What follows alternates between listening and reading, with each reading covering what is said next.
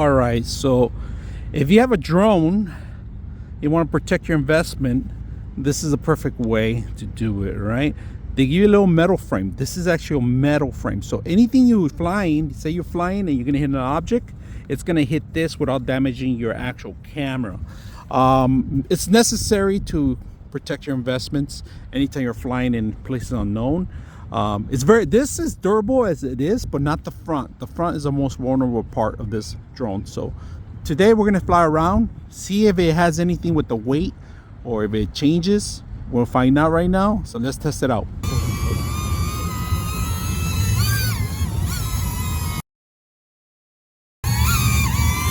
All right, so this thing right here, very accurate.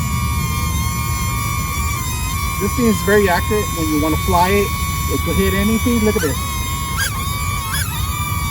You don't have to worry about damaging the camera or anything else. It's very simple just to hit it as you want. Very secure, as you can see. So when you're flying outdoors, indoors, it's very simple. So I hope you guys enjoy the video. 99.6 of you are not subscribers in my channel.